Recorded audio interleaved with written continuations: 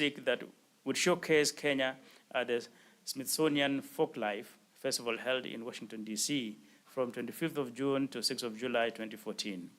The following year, he was among a group of authors selected for the book Do It Yourself, Do It Together, about African popular music archives, edited by Sarah Becker.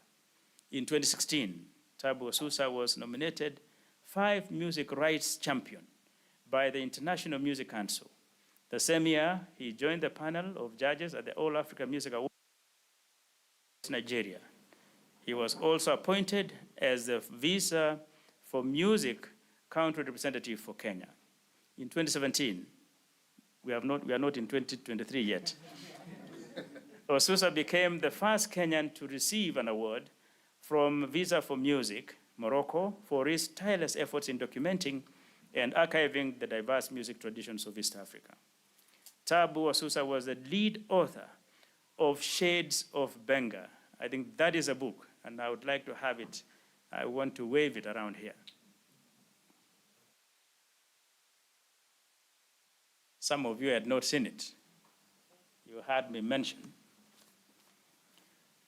Shades of Benga, 5 kilograms in weight. Right?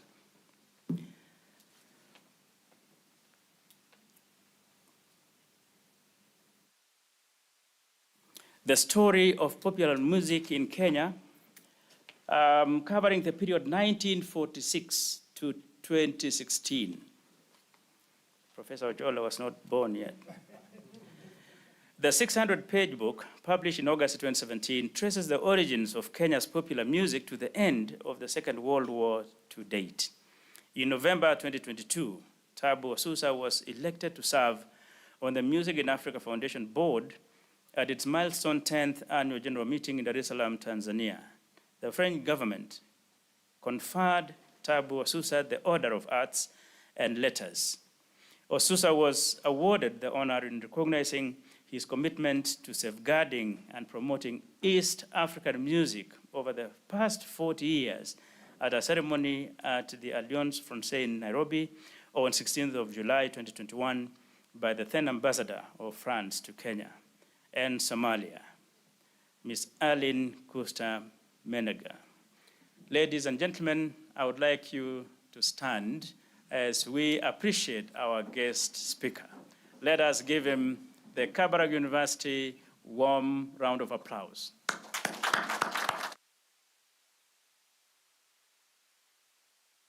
Welcome. And I must say that as a Kenyan, I am proud to see a fellow Kenyan who has scaled international heights in displaying his own abilities and his own competencies. We are proud of you, and we are so pleased to have you. And from today henceforth, you are part and parcel of Kabarak University. Thank you very much.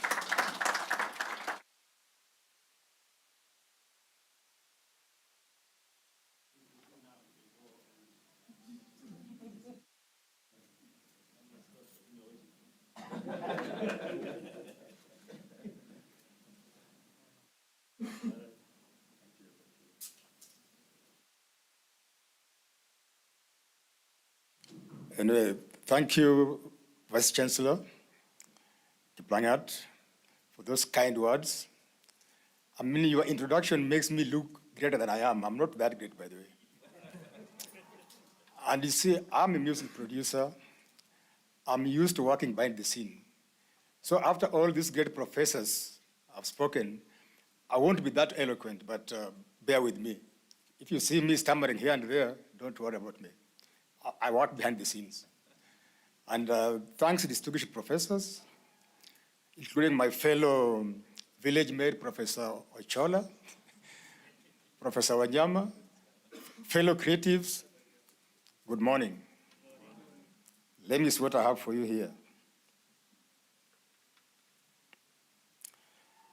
Since I've already been introduced, I won't really bother going there again. All I can say on my personal level, I was born on the shores of the southern shores of Lake Victoria, close to where Prof was born. As a young man, I left my village and went to Uganda. That's where I grew up. And then I studied to become a Catholic priest. But, what do they say? Many are called. Good. So after that, after high school, I went to Congo, in Kinshasa. That is around 1974. So one morning, just after school, I was a trained, an untrained teacher for a while. Then I got bored. I said, look, I'm going to go to Kinshasa. I don't know why. I just decided that I'm going to Kinshasa. So I went via Tanzania up to a place called Kigoma. Reaching Kigoma, they asked me, because there's a big, Lake Tanganyika. So there's Kigoma and there's Kalemi across Congo. They said, where's your passport? And I didn't have any. And that time, they had stolen all my money. So I said, now what do I do? So someone asked me, oh, but you are a Kenyan. Yeah. You're a Luo. I said, yeah. I said, oh my goodness. Any place where there's a lake, they're Luo fishermen. God asked them to give you some money so they can go back to Kenya. So I did not really know how to approach them. So I went to them with a different story altogether. I told them, look, I'm a musician, because actually I wanted to join a band in Kinshasa. I told them, I'm a musician from Kinshasa, and I came I'm just from Kalemi, and they stole my money. So I was going to record in Nairobi. So if you guys give me some money after recording, they say, no, you don't, what we do, we'll give you money, but just praise singing, it's an African thing. So they gave me names and words that when I'm recording Nairobi, that time I was not even a musician. Sorry, I apologize for that, actually, about the fishermen of Kigoma. One day I'll repay them. So I went back to Nairobi, to Kisumu. Then I said, I'm still going to Congo, but I'm not going to pass where there's a big body of water. So I rearranged my group, my plans. I went to Kampala, and then to Arua, Aru, Bunia, and Kisangani, where I taught music I taught English for about a year, then eventually ended in Kinshasa. But that's something that let me not bore you with that. I will tell you over that when you read my memoirs. Now let's go back to our discussion for today. So back to the subject matter. Many people always ask me, what is the state of Kenyan music industry? And my answer is always the same. We are at crossroads.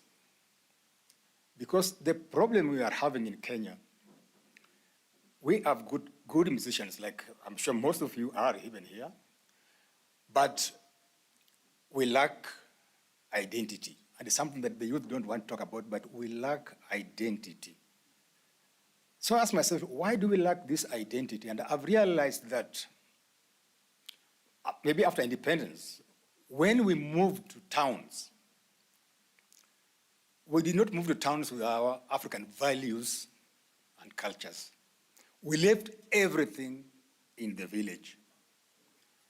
We did not move with our cultures. And any of us who tried to move with our cultures were labeled Mushamba. So it means you are backward, you are primitive. So we began seeing ourselves as only able to copy Western values, be it in terms of food, in terms of attire, in terms of music. So that is one of the things that really caused us to lack an identity. During my formative years, when I was in primary school in the 60s, we had something called classroom disc. I don't know if you guys know about it. I hear the right English name for it is called the Irish note. So if you spoke in your vernacular, in your mother tongue, you are punished. And our days, the punishment was to go and clean dirty toilets. You know, yeah. So, and excuse my French. So you grew up thinking that your mother tongue is shit. Because anytime you speak it, you are punished. So you grow up rejecting it. And that's not the same case in other parts of Africa, by the way. As good old prof said that I'm a judge of AFRIMA. AFRIMA is All African Music Awards. So I always go to Nigeria every year. I stopped going like about 2 years ago. But for the last 10 years, I've been going to Nigeria. And one, that the food they eat in the villages is the same food they eat in Lagos. They listen to in Lagos. And the same attire, the way they dress, is the same way in the villages, the same way they dress in Lagos. Only that maybe is a better material and better quality. So when I'm in Nigeria and I'm booked in a 5-star hotel, during dinner time, I always find all the African food there. Pepe soup, egusi soup, fufu, all those things. While anytime you are in a 5-star hotel in Kenya, you only have Western dishes. You don't find anything really African, unless now you insist by special order. And that's the problem. Now, going back why we're at crossroads again, is the lack of documentation, the lack of history. Like good old Vice Chancellor showed you this book. Here, this is called Fundi Konde. Most of you are creatives, either media or musicians. By raise of hands, do you know who Fundi Konde was? How many of you know Fundi Konde? Raise your hands, please. Yeah, but not you, Prof. I just want the young creatives. Do you know Fundi Konde? Okay, I assume you don't. So, lack of documentation is very crucial because there's no way that you are going to engage yourself in an art form if you don't know the origins. Let me give you an example about a country like South Africa. In the 1920s, and these days, it's a digital world, you can Google, you can do anything. They created a genre, a musical genre called Marabi. I'm talking about 1920. Marabi.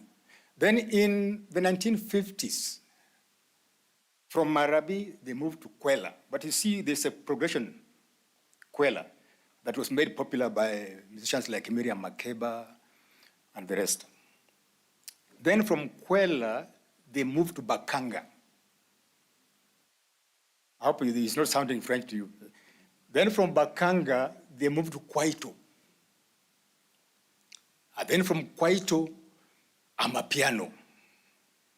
You see? And all these South African artists, they know their roots. They know where they came from. So today, it pains me when I see a young creative from Kenya saying, I'm playing Amapiano. There's nothing wrong playing Amapiano, but do you know where it came from? Do you know the roots? It means you can never beat a South African Amapiano player. I'm just giving an example of the two powerhouses, in South Africa and Nigeria. In Nigeria, the same 1920s, they had what they call juju music or Fuji music. It was created around the same time. And then in the 1970s came the maverick Fela Kuti. He took juju music and fused it with American funk. And then Afrobeat was created. Now, the Burna Boys, the Wizkids, the Davidos, they're playing Afrobeats with an S. But you can still trace the origins of the music. And I could give you so many examples. In Angola, Kuduro. In Ghana, from palm wine, high life, to hip life.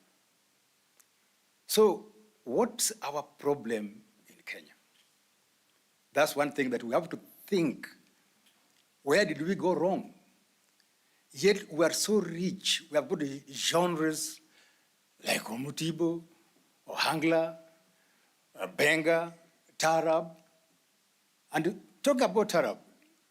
You see, today, Tanzania is almost ranked higher when it comes to music than Kenya because of bongo flavor. But bongo flavor is actually Tarab music. Only that the young guys have taken it and made hip hop out of it. And Tarab is part of our culture. It's in the coastal, Mombasa, Lamu, all that is Tarab. But as the problem, we let our music die. We let it die, then we now use, they're always saying that you have to stand on the shoulders of giants. So most Kenyans, most creatives in this house, they're standing on the shoulders of giants, yes, but American giants, or sometimes Nigerian giants, or sometimes South African giants. Yet we have our own giants here.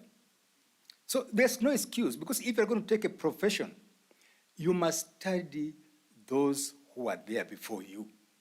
If you're going to do classical music, then you must know about Mozart, Beethoven. If you're going to do Kenyan music, then you must know Fundi Konde, Paul Mwachupa, Fadhili William, George Mukabi, Joseph Kamaru. Because if you don't know them, really, what are you doing? Because I've gone across, and you guys have got fantastic instruments here. And how do you play? You guys are fantastic musicians. But as Professor Wanyama was saying earlier on, what will happen when you get out there in the market? You see, the problem with being so much trained, you start to overthink. And that's some of the problems that I see. First, know the rules, then break them. And by the way, I really love that you guys are taking your music seriously. But once you are trained, I would prefer or beg you, use that skill to improve on your traditional music. Because at the end of the day, it's not how good you are, it's how unique you are. You see, Western music, especially classical music, and don't get me wrong here, I'm not against it at all. It has no soul. See, when you play it, because you are reading it, and it's a good thing, I'm not against that. So the way you play it today, if you're a perfectionist, it's the way it will sound tomorrow. And music is a living thing. One song sounds different tomorrow. It's alive. Our African music is alive. So you should now use that skill that you have to make your music alive. Use it to interpret African music. I would give you a good example. There was a gentleman called Ayub Ogada. I don't know how many of you have heard that name.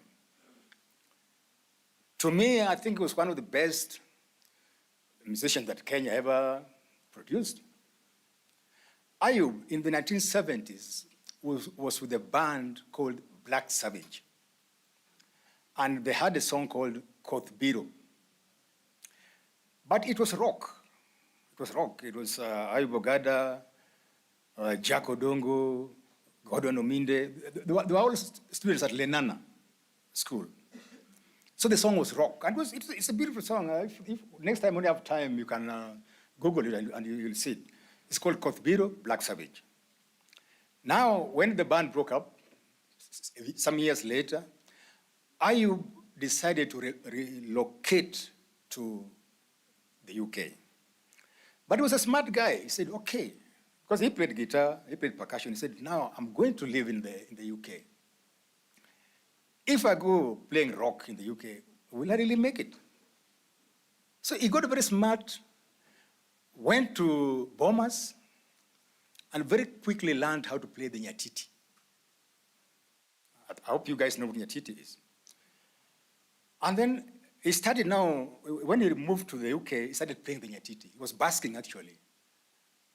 And that's how it was discovered by one of the leading producers called Peter Gabriel. And Kothbiro is a masterpiece. You guys listen to it when you have time. It is a masterpiece. So the thing is also for us to respect and like our indigenous instruments. You know, I know some of it is old, but let's improve on it.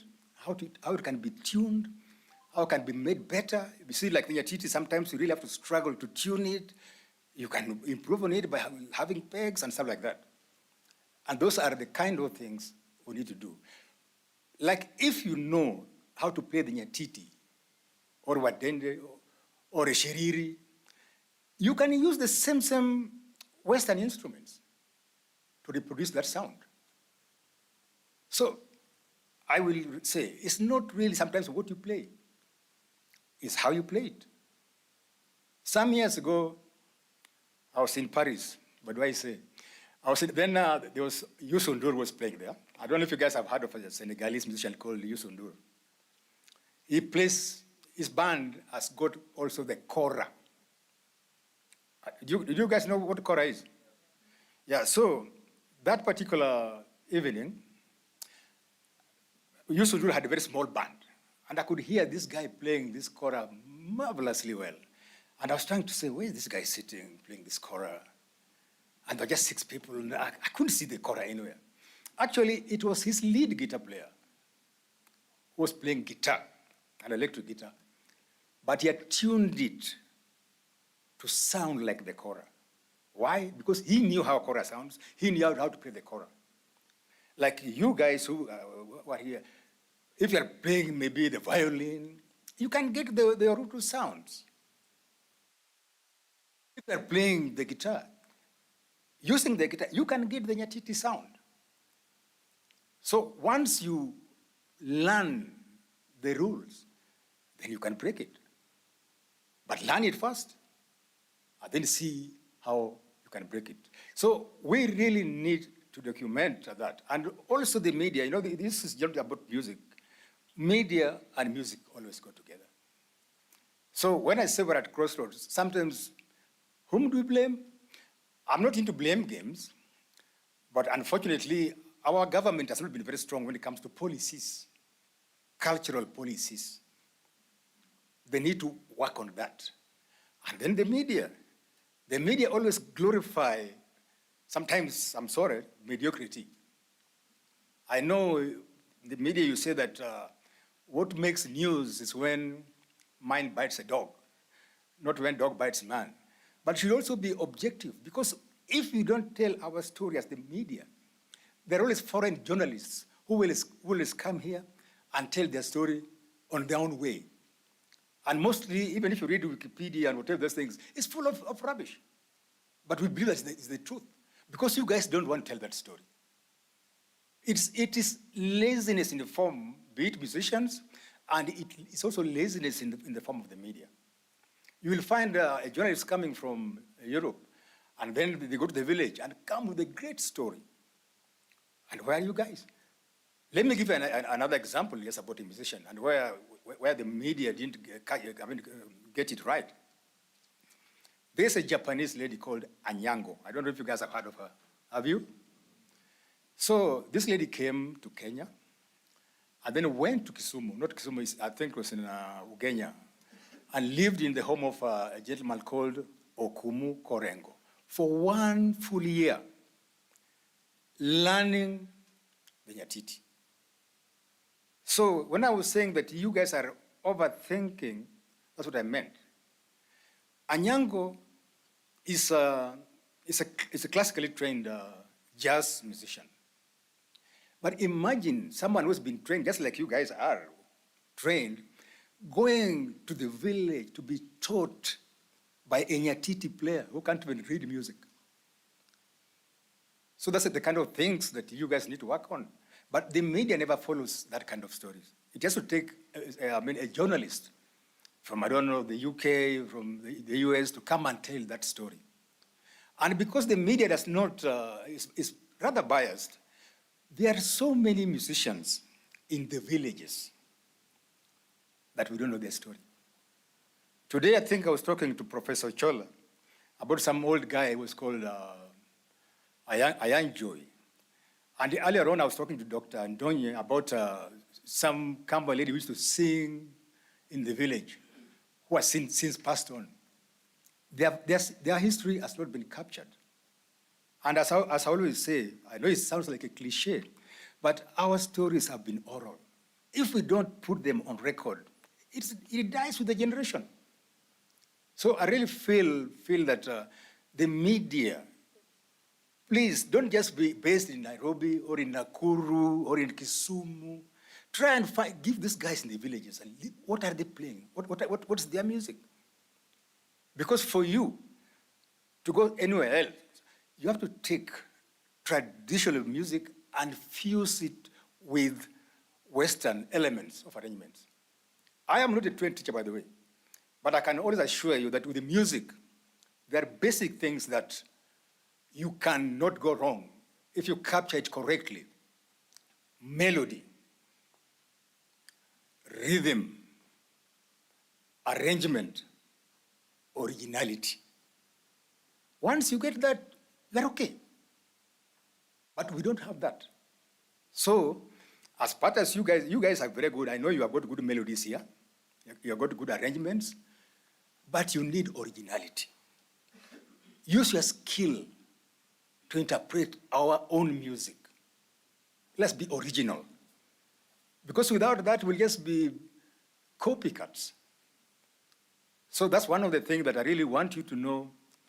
As you are trained, make sure that there's originality. I'll give my pet subject is always about like musicians who play ohangla or whatever. They have originality, and they've got melodies and good rhythms, but they lack arrangements. Then your generation, you are musically literate. You have got good arrangements, good melodies, good rhythms, but lack of originality. So out there, in the actual world, sometimes you have to unlearn things and stop overthinking. And of course, people also do music for different reasons. If you just want to teach, yeah, that's okay. But if you want to make it as a profession, then it's not about you being good, it's how different you are. And you better start right there, how to get music from the village. Because I always accuse the musicians from the village of being culturally literate, but musically illiterate. And you guys, you are musically literate, but culturally illiterate. You must balance that. I really wanted this not to be about me and my music. I also want to know what you guys feel. I want you guys to ask me. I mean, with the experience I've had. I told you I've lived in Congo, I've lived in the UK, I've been all over the world. So what have I seen that we're lacking here? It's just identity, by the way. That's all we lack. You guys are great musicians, but you lack that identity. So I want to open this up. I'm sure there are some points, but I think I've captured nearly everything. So I want it to be interactive. So, Professor, what do you think? Professor Wanyama? I think that will come in the question and answer Yes. section. Yeah. Mr. Wekesa, is that right? Do we have a question and answer section? Yes, there is. Yes. After, yes. So you make your concluding remarks and then we move to that. No, I think I'm done. The thing I'm saying, just please don't overthink. Yeah, don't overthink. As I told you that, yeah, I know you guys overthink too much when it comes to music. You see, music, as the Congolese make fun, usilete kazi ndani ya mchezo. Because you play music. Yeah, don't make it so much as job. Enjoy it. I love it. African music is alive. African music is vibrant. I've a lot of things that I would like to tell you, but I'm sure this is not. If I tell you everything, I don't think Professor Wanyama or the Vice Chancellor will invite me again. So let me save others for. Thank you.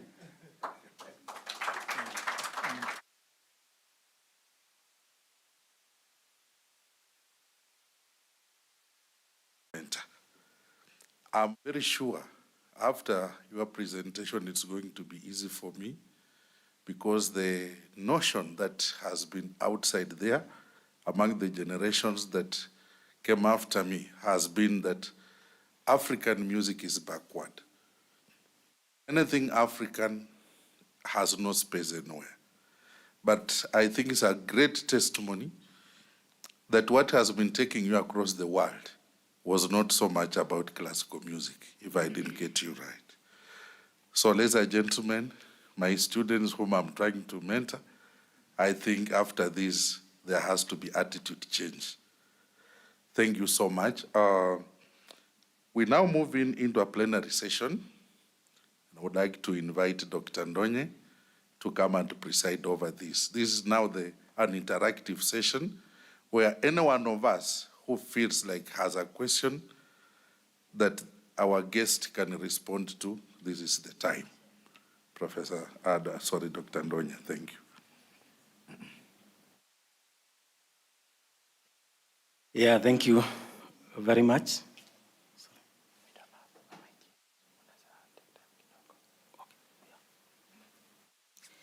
Yeah, our Vice Chancellor, sir, our Deputy Vice Chancellors, our Provost, Professor Jacob Kibor, members of management, good morning. You know, this man has talked about media. The good thing is that at Kabarak University, we not only teach media, we teach mass communication. There is a big difference. While media is only related to the media in the traditional sense, mass communication has given now the liberal aspect, especially in the digital economy, where we allow musicians and other performing artists to express themselves without us coming in as bridges. Therefore, mass communication gives us a broader perspective more than just the media. And I want to support you that the news media, which is now that aspect, the news media is the one to blame, but it's an institution that is from the West. We never used to have it, but we used to have mass media from the beginning. So mass media is older and bigger and more accommodative than just media. So, but we are here to discuss about this.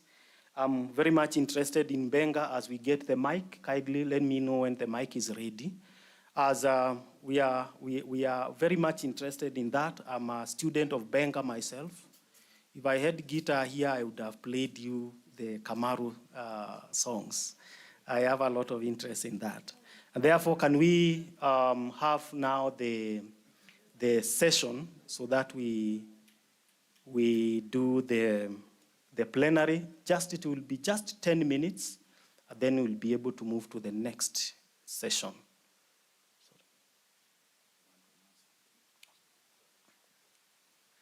Yeah, thank you, Dr. Ndonye, for steering that session.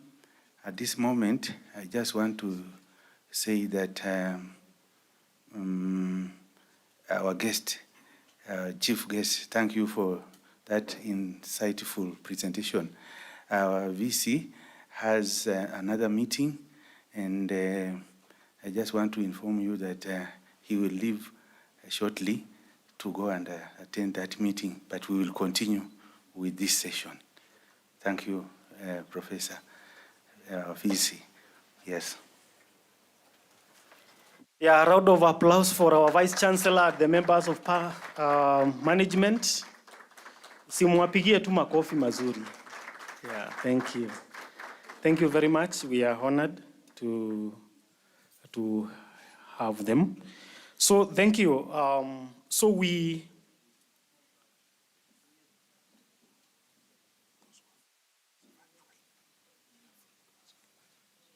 Okay, thank you. Yeah, thank you. And even those who are following us virtually, I'm told you can participate in this by asking questions, and let this be an interactive session because we want to respond to what has been presented by our keynote speaker. So thank you, sir. I think it was thought-provoking. I really relate to that because I'm a student of literature in my formative stages, and I understand very well oral literature, and also a lover of Benga. And I am hoping that before you go out, I will request for a guitar, and I will play you oh, it is already there. So can we, I play later, right? Oh, now. Or can I have the, kakiri, can I do it? Kakiri Kichinchi. Yeah. There is a song that says of a certain guy who grew up in a very yeah. Haina kitu ya ku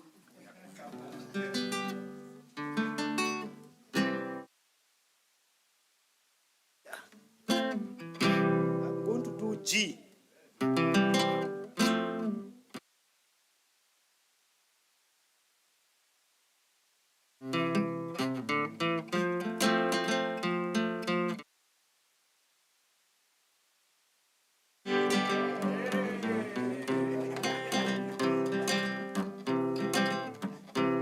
Onango kero tuko ni gasero ni wira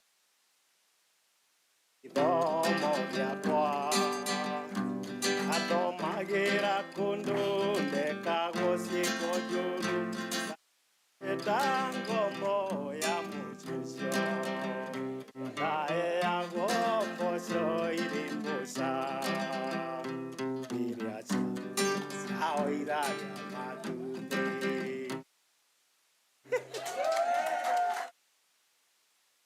Okay. Okay, maybe I can do more. I think I'm used to guitar yenye ninaweka hapa. So hii inanisumbua. But all is well. That is one of the Mbenga songs I like. I do the Kikuyu Mugithi styles. I tried to learn that in the whole of 2021. And I learned a bit of them. So I like Benga.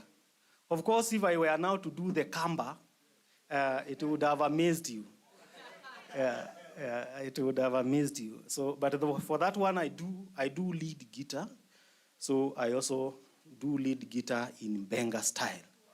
Yeah. So about music, I think it is something all of us are born to have, and therefore let us go back to our presenter and have some interaction with him.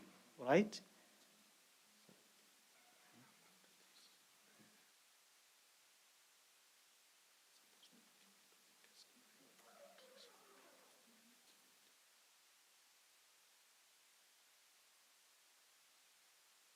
Thank you.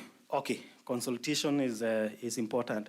So can I have now the questions? Students are here, the members of staff. Yes, our university librarian, Patricia. Where's the mic? I think I was taking time waiting for the microphone. Oh yeah, you can. Welcome, madam. Just.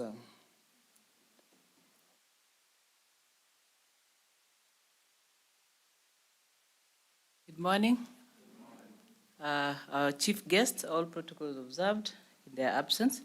My name, for the benefit of the guest, I'm Patricia Chebet, University Librarian. I was listening to you, and of course, what is close to my heart is recorded knowledge. And I just wanted to benefit from the fact that you're globally traveled and interacted, and just to help us as we grow as Kabarak University, to just let us know, while you've been all over these places, whether you've observed, specialized music libraries, because that's what I live for, so that as we grow this particular school of music, where we are right now is a library, but an empty library.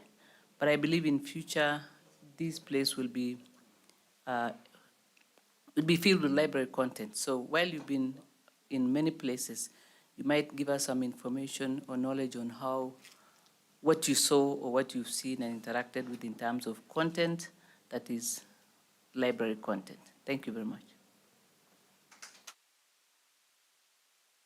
Thank you.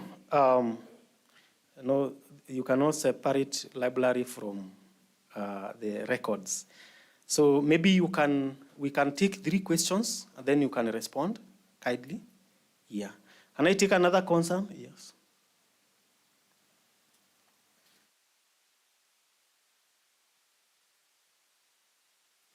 Thank you, Bonandone. Bwana Susa, thank you for that very, very, very informative talk on the African music. Those are the questions that I've always been battling, and my students can tell you I've always asked them, why do I still need to play a drum using the cow skin, yet you can modernize that drum to still remain more. A lot of them work around with the guitar in the city. But I ask them, how many of you put a drum here and just march again, around the city? So I think those are very, very informative. You could try and help us to shed more light on how do we make this African instrument more appealing. Because I'm telling you, I have a student here called Paul. He'll be walking around with the guitar. But last week I asked him, why don't you walk around with Nyatiti? Why don't you have Obokano? And then walk from here up to Rafiki. And I don't want to say what Paul told me. I'll save it for another day. So how do we, and you talked about Anyango, and I think I've played that severally with my students about Anyango, modernizing an instrument that young people otherwise see it as an outdated instrument. So how do we, think about this too, and think on how do I make Paul carry Nyatiti around the university, keep exchanging it with his guitar. Already he's even having a guitar now. Yeah, and but how do we make sure that that instrument is appealing for these young people? Number 2, I'm a reader of the impact of digital technology and all those disruptive innovation coming in to disrupt the entire music industry. What is the place of the African music when it comes to the issues about the digital technology?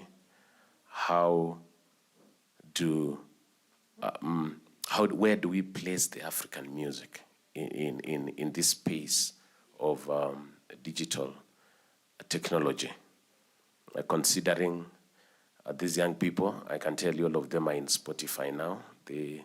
Some of them even could not be here, but they're in Spotify and listening to their favorite Western artists, as you have indicated. How do we make a turnaround on these young people so that as we get into Spotify, our favorite music is first African music? I think that is where we're having a big challenge with the students. You teach African, but at home they listen to the Western music. Once again, thank you for very, very informative, and I hope the book will not be worth 5 kilos in terms of the money, but I'd be happy to have one. Thank you. Thank you, and I think I will just allow our guest speaker our keynote speaker to come and respond to those 2. Then we move to the next round. Then in addition, I have also some questions from our registrar academics. So I hope you will be able to read the handwriting. If not possible, I will read them out to you as you respond. And then you also tell us how much is this book. Yeah, that is what Kirui is interested in. Karibu. I think I'll start with the question of the library. I've been to many places, and the best library that I saw was in South Africa. It's called ILAM, the International Library of African Music, ILAM.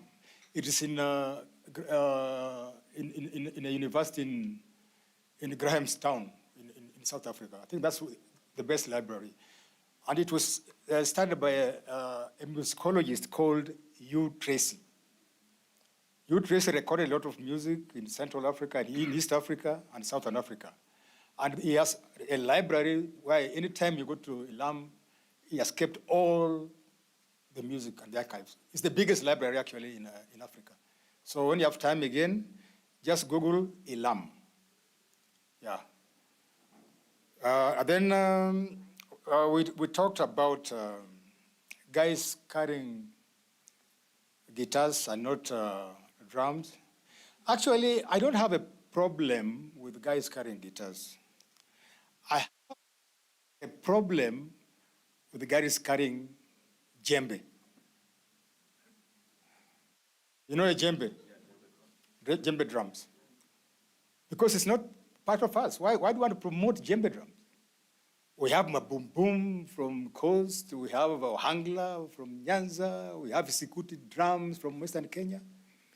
If we believe they don't look nice, let's improve on them. I guess, as you said, because the tuning and stuff like that. Let me give a funny story. I don't know if it's funny anymore, but we had a show in Europe many years back, and we also had traditional musicians with us, so they were playing traditional instruments. It was winter, so one time they had to warm the drums. So they set up a fire in this one corner, and there was a fire alarm, and everybody had to run away from the hall. So we can find a way of tuning these instruments. Like Anyango, whom I was talking about, I told you she's a jazz artist. Anyango has got many nyatitis. They are ones that he plays like the traditional Luo way, or sitting down, you know. And this one that she just plays that can conform to jazz, just melodies. So she's got many ways of tuning it. And I really believe we must improve on our instruments. Look at the West Africans. They have taken djembe to another level. Because, not djembe, I meant kora. Because kora was just like the nyatiti, you know, the tuning it, you have to, it makes it so difficult even for young creatives like you. What time is some little girl going to be struggling to tune this nyatiti? No. So make it easier for artists. So work on it, tune it well, and including our drums. There's a way, I'm sure it can be tuned well. If we can tune conventional drum sets, why can't we do the same with the traditional music? Yeah, me, I believe in improving instruments and also improving on the genres. I'm tired of just seeing Africans playing music, bare chest, going, woo. No, that's tired. I mean, let's make it funky. Something, but make it very funky. That's what the Nigerians have done. And that's what the West Africans have done. What I forgot to tell you that, you see, the problem, like with the Kenyans, or Luo, they sing in a way that they're expressing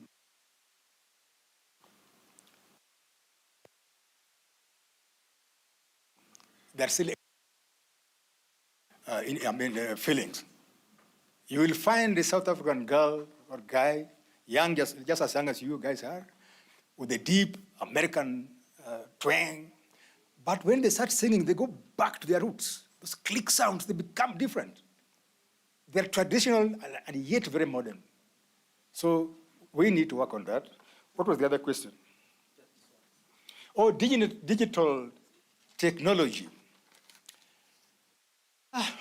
The world has to go digital. But me as a seasoned music producer, I feel sad because digital technology has favored the West. Because they are the ones who have got all those gadgets, they are the ones who have got the platforms. And that's why you see a lot of musicians from the rest of like rural areas are out of market. They are dying. And that's why I was appealing to the media again. Please reach out to them, tell their stories, go and look for them. No? So that's the thing. So digital, we can't avoid it, but we should use it for our benefit, not just to work for the Western world. Right now, even AI, artificial intelligence, where they can create an artist to sound like us. They can make an artist sound like a Kenyan who's even dead. I mean, so it's something that I really don't want to get into right now. It's a debate that I feel sad because it's killing the creatives. And anything when it comes to digital has always benefited the West. Because, look at all these guys that used to play in the villages. They are going to drinking changa, and because nobody cares about them anymore. Nobody knows they exist anymore. But so we need this digital technology to be taken to the villages. Yeah. Otherwise, you see a lot of people who are now so-called superstars, they're not even good musically, but because they are digitally literate, they are the ones actually who have stolen all the limelight. Okay, this way. Okay, let me see this.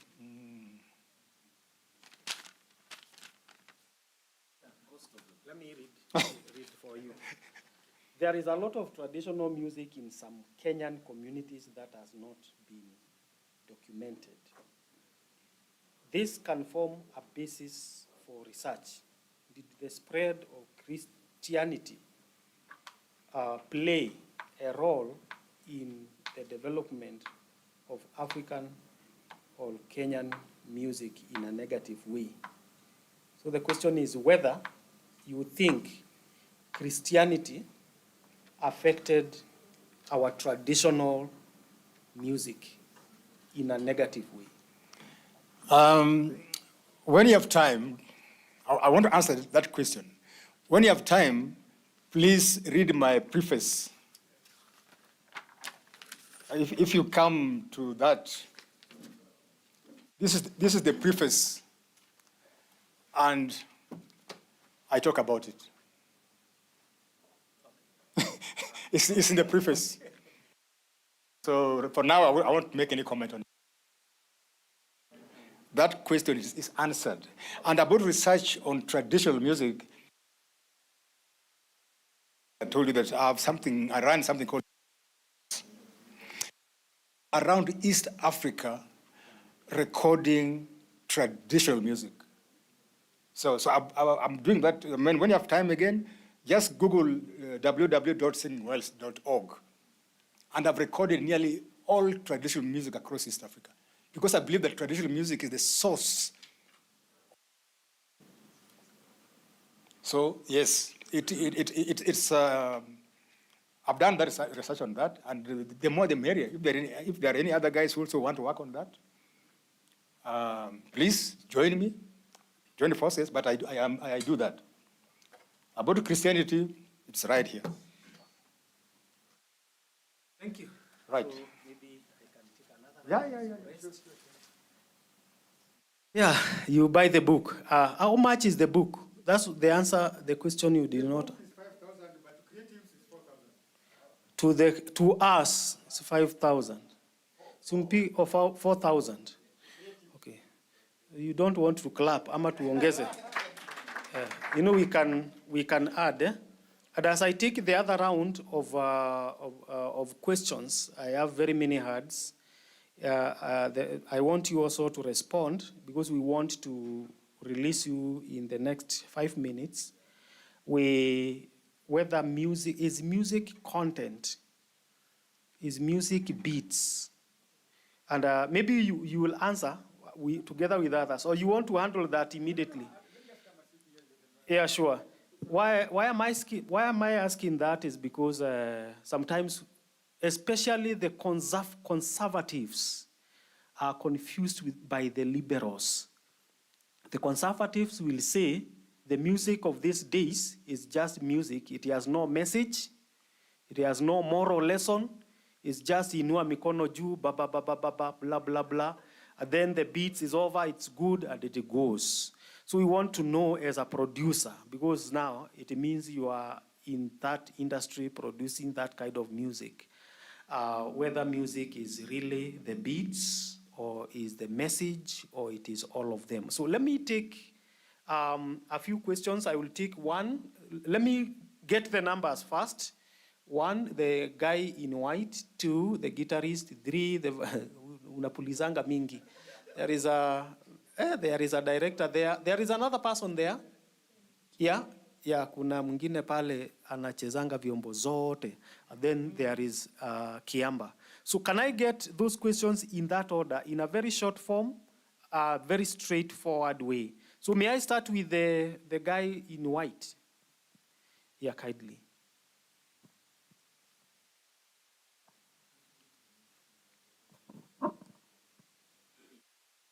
And then you are the one now to take the mic through, right?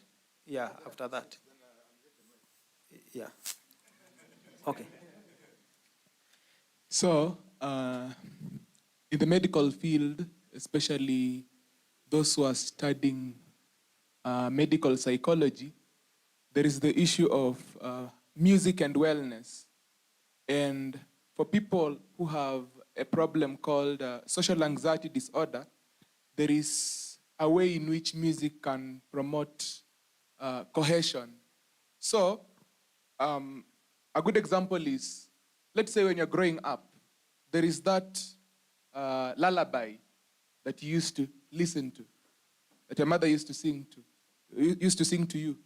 Or let's say you find yourself in the United States and you hear the anthem of Kenya playing somewhere. There's a way you will feel at home. So my question is this. It has reached a time when the Western world is playing a key role in influencing these types of music. For example, they say that, now let's say in the hospital setup, I'm a medic. So in the hospital setup, they say that, what is supposed to be played there, for example, is, let's say, in fact, they force, let's say, the patients to listen to a particular type of music. When the patient, let's say, wants maybe kusikiza, let's say, their own traditional music. So the main issue is, how can we, let's say, integrate our music, let's say the music from Africa, our own African music, into now the medical systems without causing a problem? Because I've seen people who end up just becoming good, like wanapona, because wamesikiza tuseme mama wao alikuja akaimba ile song alikuwa anaimbia kama angali. Yeah, understood. How can we integrate our music into medical field? That's what you mean, or medical therapy, right? That's the first question captured. Next. All right, my name is Kamala. I've been paying. Let us go straight to the point. Yeah, I've been paying really good attention to the music in the industry. And the question is, you've been in the industry for a very long time. I'd like to know, where did we go wrong as Kenyans? Because the Nigerians are doing it, the South Africans are doing it, because we had a genre in the name of Kapuka that just died. And I want to understand what went wrong. And another question that I have is, what establishes music so that we can say it's original? Is it the rhythm? Is it the text? How do we come up with a new genre? That's my question. So what makes the music original? And the first question was where did we go wrong as Kenyans? Where the rain started beating us. Where did the rain start beating us? Okay. Next, Yeah. So, in your opinion, you said that the problem in music started because we didn't have an identity. So, in all the music genres and music, whatever that in Kenya we have grown up in, where do you think we should go back to? Should we go back to Benga, learn the basics? Should we go back to Kapuka? That's my question. Thank you. Yeah, okay. My name is Ngatia. I'm also a student in the School of Music. My question is similar to what has come before. It's just exactly where did we go wrong? Because there's also Genge that, I mean, we know the history. What disqualifies it exactly? Is it its hip-hop background or the fact that it's, is it the hip-hop background? That's why it's not our own unique sound. It's not our own unique sound because we don't like it, it's very vulgar, or what exactly, what's the problem? Okay. And where did we go wrong in having ladies also ask questions? Because I can see the boy child is very active. Okay, next. Thank you, Dr. Donye. My name is Gibson Kipruto. I'm a student from the School of Music and Media, a creative and also a performing artist, violinist. I have a question and a thought to ask over to Mr. Tabu. Is how can technology and digital platforms be harnessed to amplify the voices of African musicians and instruments while preserving the authenticity of their music? Because we want something that is very original that will make us look like we're Africans and we have an African sound, a Benga sound, and rumba. Repeat the question. I'm taking on his behalf. He's an old man. Thank you. So you honor the gray hair. That's the Bible. Yes. So what's the question? Why? How can digital media, and technology be used to amplify the voices of our African sound, musicians, and also the instruments without losing the authenticity? Yeah. And lastly, just a thought. Mr. Tabu, you talked about the guitar can sound as the nyatiti. Are we, like, just a thought, I'm just thinking, is there a way, like, we can learn to value our own music, our own instruments, such that our instruments are the ones that are used, like, for the basses, because we are realizing that the Western instruments, the guitar, they're being used to mimic our sound. Is that way is that way our instruments can be used to mimic their sound instead? Like, I don't know if it's colonialism that we are just stuck that the music is the best, the instruments are the best, and we should just use the instruments to mimic our own sound. Thank you. Okay. Thank you. The last one, Kiamba. Okay, and then there is an online. I'm recording all of them, sir. So don't worry. I do the work. So that I give you one by one. Yeah. Kiamba. All protocol observed. Grant Professor has given us the way we should go traditionally. Praise God to traditionally. Professor, this is my question. Having grown in the Christian family, could be the answer is in the preface, as you have said, but kindly answer this question. And having been instilled the Western music by the missionaries when they arrived in Kenya in 1985, for example, Scott at Cameroon, at Nzawi, and having given us the traditional way from Western to sing their traditional hymns. You know, they are the only people who came and translated the their traditional hymns into African language. Kikamba, the Luo, and Kalenjin, and we already have the hymn book with us. Now, my question, Professor, in this family, how are you going to bring them now to the African. The African music is already gone, and we are there now trying to bring it back. What approach are you going to tell us to maybe, or to suggest we use? Because look at this music. One day, there's the song, stand up for Jesus, which was sung by an African this time.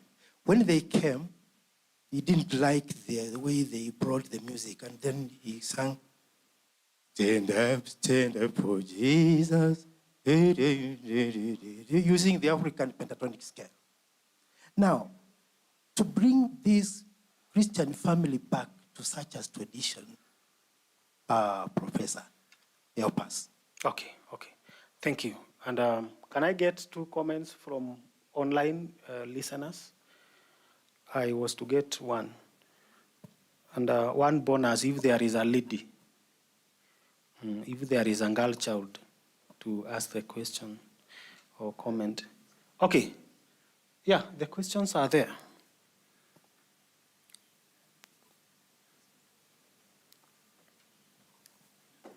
Unfortunately, I don't know whether I'm able to read. You can expand. That's all. Or make it a bit clear. Is it true that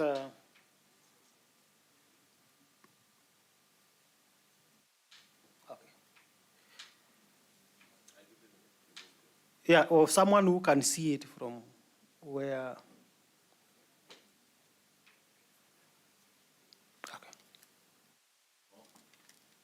Is it?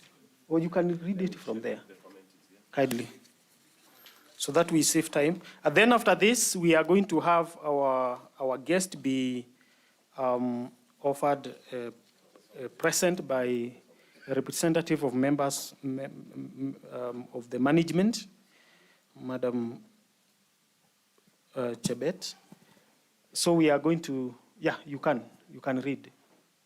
Is it true that classical music will always sound the same whenever it is performed, bearing in mind the difference/variance in performance interpretation, instrumentation, conductor's influence, personal expression, historical performance, practices, venues, etc.? Creatives are, that's a question, huh? Yeah. The first part of the question, you give our guest questions in beats. Okay. Just in simple form. Is it true that classical music will always sound the same whenever it is performed? Good. That is gotten. Now that is clear. The next question, or the others are explanations.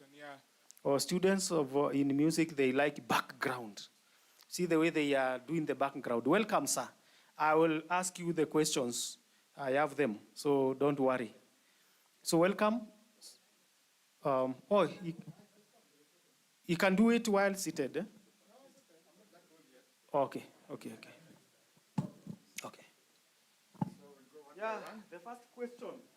No, the first correction, I'm not a professor. I'm just a music producer and an author. Let's get things correct. Good, now give me the questions. The first question was, is music the content or the instruments? Well, I think it's both. For example, let me tell you why I'm not very keen on Kenyan hip hop. Because of the content. You know, they try to bring out problems of the West here, guns, big cars. We have got our own problems that we can actually write about using hip hop. Instead of seeing big cars swing around and guns, whatever. So that content is irrelevant to us as Kenyans. But it is quite relevant to the US, in their gateway, whatever they are. So content also matters. You should sing something that is more common with us. I don't know, I hope that's okay. But the beats, the young people like the beats. Yeah, the beat is okay. But you see, the thing about beats, don't copy wholesale. Let me give an example. Right now, amapiano is the in thing in most places. Now, listen. In Nigeria, they're playing Amapiano, but they are fused with Afrobeat. You can borrow something, but also have yours. If you are going to play Amapiano within the Kenyan context, what are you bringing in as a Kenyan? Yeah. You know, I'm not saying that I'm a purist, that don't do that, don't even do Amapiano. No, go ahead. But have something of yours. Maybe have chakacha, but then some Amapiano. Then so there's something that is Kenyan. Then you can just borrow a bit. So yeah, all those matters, the beat, yes, and the lyrical content, they're all relevant. Okay, thank you, thank you. And when he answers that question, Simu pige makofi tu. It is encouraging. Yeah, it's encouraging to clap. Huh? How can we integrate our music into medical field? Our music. I think that's not a difficult question. Music in Africa, that's our ways of life. We go to funerals, it's music. Somebody is sick, it's music. Weddings, it's music. We have always done it. It's only that these guys are now trying to emphasize on this particular music, but music is a way of life. We live music. Just like the professor we left said that he lives, 5 hours away, and they cannot do without music. Music is therapy, and African music as such. So it depends what kind of music, and it depends what kind of mood. Yeah, exactly. And I think the guy who was asking is a medical person. Because when you go there, he was saying, when you go to hospital, they prescribe a certain music. It means that music has been recorded or it has been approved as fit for therapy. That means, do we have our music? Do we have researchers who have researched on our music and realized this and documented that music number 1, 2, 3, 4, they are good for therapy? If it is not there, what do you expect from the medical doctors? They prescribe whatever they have. Yeah, I think if I just to add to that, a university like Kabarak, you should work on that. I mean, you are the institutions about what kind of music, because I don't think that someone is going to give me some Scottish music and I'm sick and I will enjoy it. No, I don't identify with it. Yeah, I would rather something that I know, something that is familiar to me, something or with me. So I think the research should come from our own, not some doctor from other places coming, forcing their music on us. Yeah. Yeah, I mean, I wouldn't really believe that. I think we have our own music. So the research actually needs to be done. And who else? You are the institution. Dr. Mushere, you are there. You've heard that. So the students' music, you are here, you are about to do your research. Before we blame that we are being given Panadol, do we have our own that we have given to the hospitals? That's the issue that our guest, our keynote speaker is challenging us. Good. What makes music original? What makes music original? Is it the beat? Is it the theme? Makes it original. What makes someone an African? Okay. Yeah, what makes someone an African? You are here. Just short answers. Answer the keynote speaker. It is culture. It is culture. The music must be part of our culture. See, that's, I mean, it's just simple as that. Because there is, and by the way, and as I repeat myself, you can borrow, but still retain your culture. Even reggae music, look at Lucky Dube. He was playing reggae, but not necessarily Jamaican reggae. He had a lot of Bakanga influences in it. Alpha Blondy does reggae, but it's not a Jamaican reggae. It has got a lot of Western African influence to it. So as long as you can put some of your culture, the world, we borrow. That's why I said Fela Kuti was playing Juju music, but fused with American funk. So I'm not really against that. But we must have something that also carries the day. If you borrow wholesale, then it belongs to them. Exactly. I think that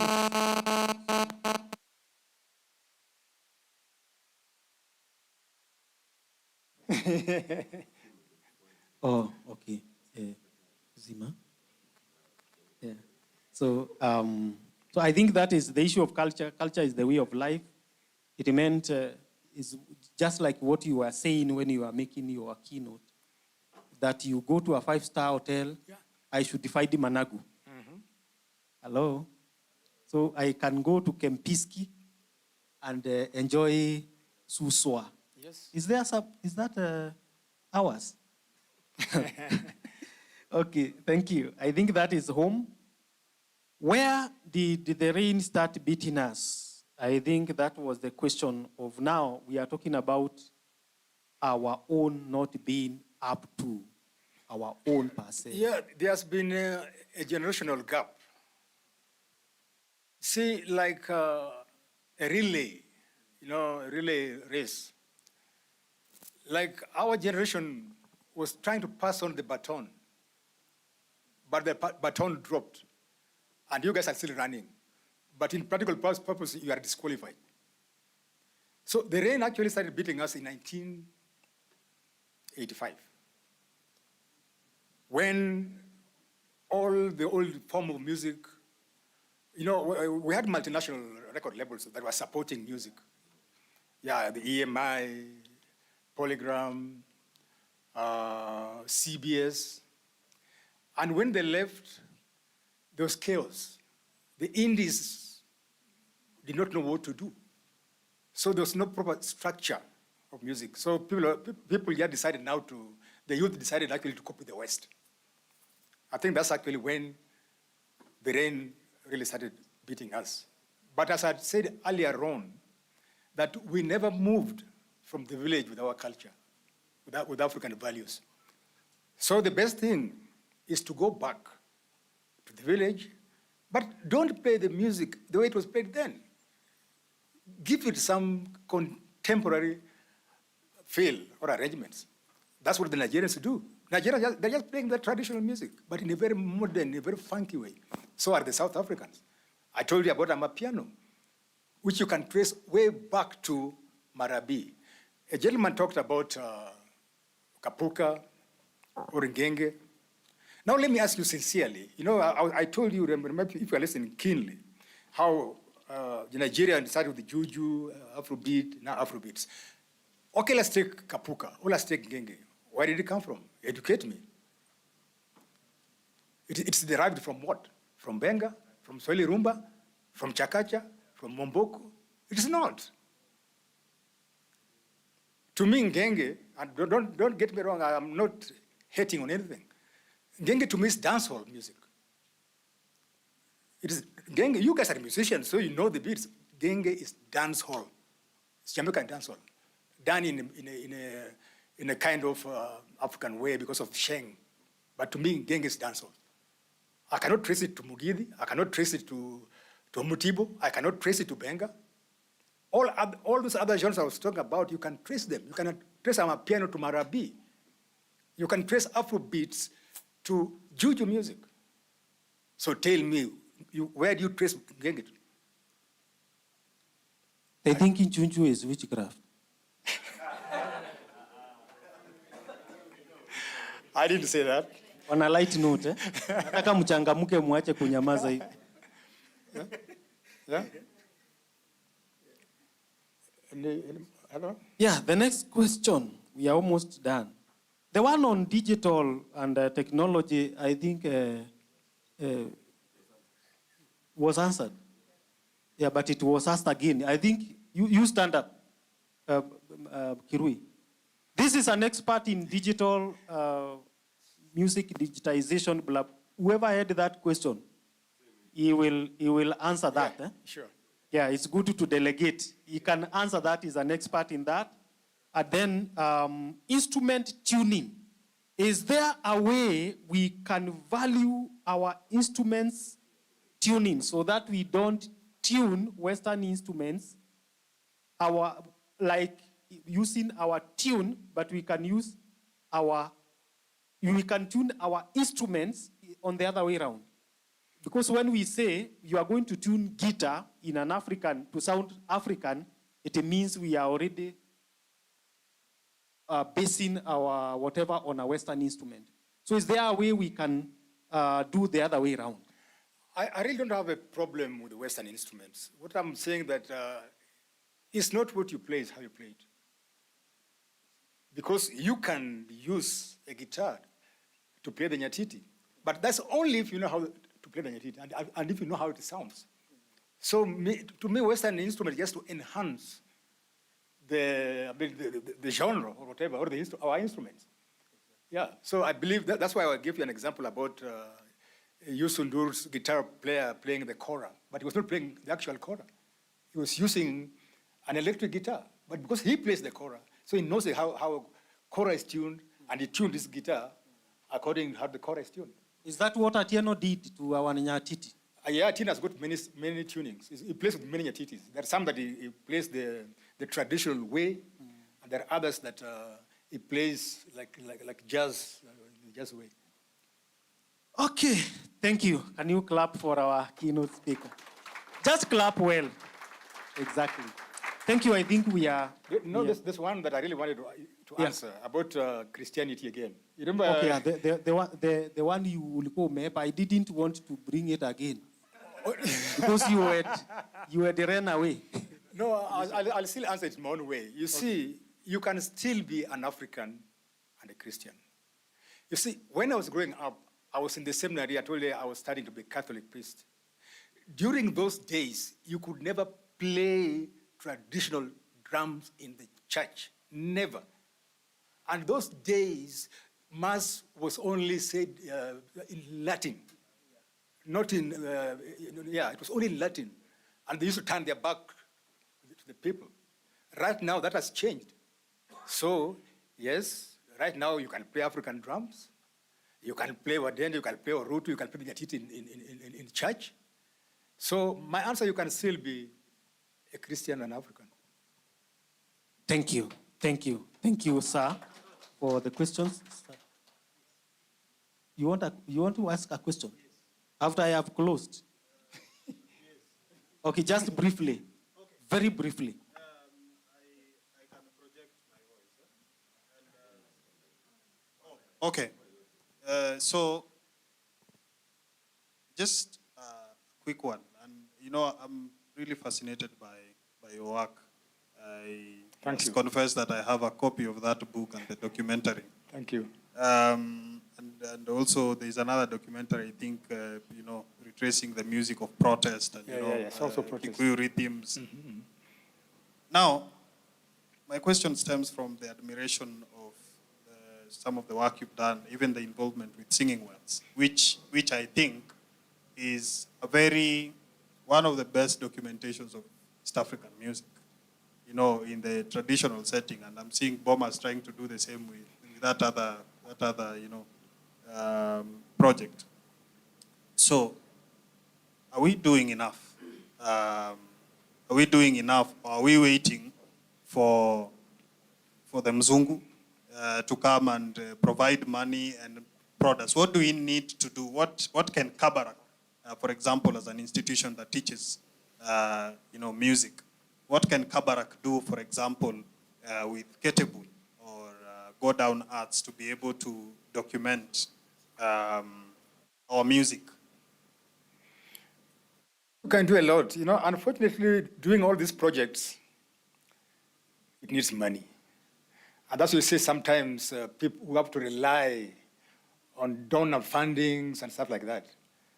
So if the government or the ministry or whatever could support us, we can go places. So it's a matter of sourcing the money. Because we must be able to tell our own stories. If we don't tell our own stories, people will tell it in their own way. So I believe there's enough that Kabarak can do with the Ketebul music. And I think that's going to be a subject of discussion with Professor Wanyama here, with the VC, and with all you guys, and see how we can move on and move ahead. But money is very important doing that. You need money to make things move. Yeah, and that's why us as Ketebul, we need to wait. There are a lot of projects that we do almost on zero budget. But yes, more can be done, and I think we need to do it. Thank you. Thank you. Thank you, sir. And maybe you can stand there. I welcome our dean so that we finish this one once and for all. But I must reward you, sir, with a clap. And we are going to clap this way as the dean concludes for us. I come from a place called Mbeere. Most of you think that I am Kamba. I am not. In Mbeere, because I want us to do the clapping, so make sure you are not holding anything. But I will show you how we are going to do it in our Mbeere way. It's good to go back. In our Mbeere, we call Mufua Mbura. Sema Mbura. Mbura. And then, what we call the clapping, tunaita karove. Sema karove. So, when I say Mbura, we usually ni kunyesha. Mbura, mbura, mbura, mbura, mbura, mbura, mbura, mbura, mbura, karove, pa. You understand now? That's what I want us to do for our guests. Just keep anything else, weka simu kwa mfuko, because I want us to do a good clapping for our keynote speaker. Okay, get ready. Get ready. Daktari, you are not ready. Evans, Eric Ochieng, you are not ready, Bado. Buram buram buram buram buram buram buram buram buram buram buram buram buram buram buram buram buram buram Karove. Thank you very much. Thank you. Asante sana. I really appreciate you, Dr. Kandonyi. Thank you. We are ending in style.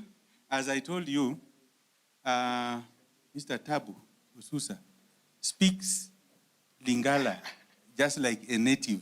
I normally hear him conversing with other people from that place, and I really admire his mastery of that skill and that language.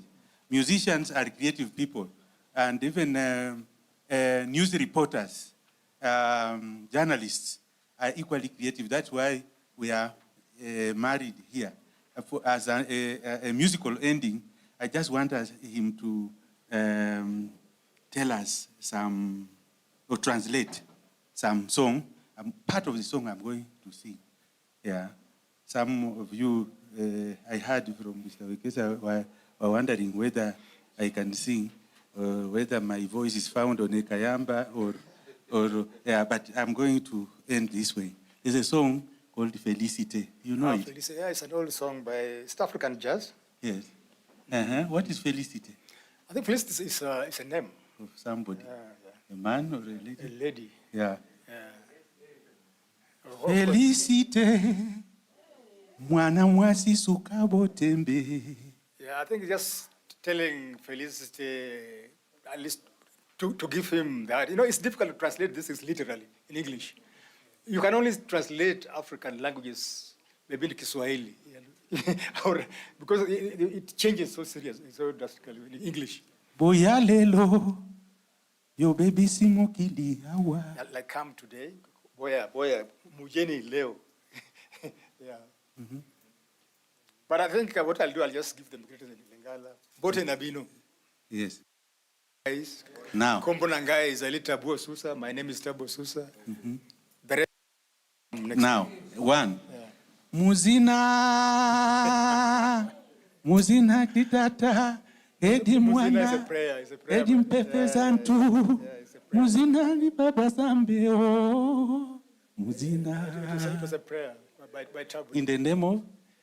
The name of God. The Father, Zambi the Son. is God. Yes. God the Father, God the Son. Mm-hmm. Yeah. Yeah. Yeah, so, can you clap for me? Have I done well? Very so well. You finish. No, I think I'm done. Hasn't it? Yes. Thank you. So, the gifting. Yeah, so we don't want to release you without a gift, sir. So we have Madam Patricia Chebet, who is the representative of university management. On behalf of the Vice Chancellor and the university management, maybe we can have, you can move here, then she can give you just somewhere there. Yeah. Is that okay? Photographers? It's not okay. So they come on this side. Okay, good. Siwazime your light. We no longer need it. Huh? Oh, we are live. Okay. Thank you. So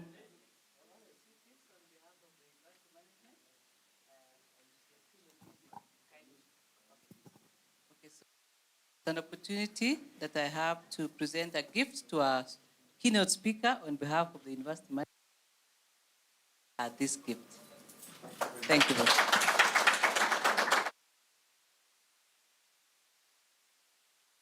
Yeah, clap for the university management and for our speaker. Yeah, I think it has been well. Now we want to take a short break. And then 10 minutes, I will be back here. There are papers to be presented. Then the next paper will be Amon. Now, those people who technology, you must attend this session. Our own Kirui Kipiegon, will be presenting a paper on free music streaming for Kenyan artists. Is it a blessing or no? Is that the paper? Yeah. Is it a blessing? It's a blessing in disguise, right? Yeah. Oh, it should be a question. So let us meet here, ladies and gentlemen. Since this is where we started. I remember when I was as early as I was in first year, second year, I was attending conferences. That is what made me a scholar. It is not a session for you to miss. After 10 minutes break, kindly come. Amon Kirui will be doing that presentation. We also have Mr. Derito Kirago, also, and Mr. James Karanja mwenyewe, the photographer. Unaona huyo jamaa? Now, you think that he only knows how to hold a camera, he is a researcher. Come and listen to them, and we will be blessed. Have a break.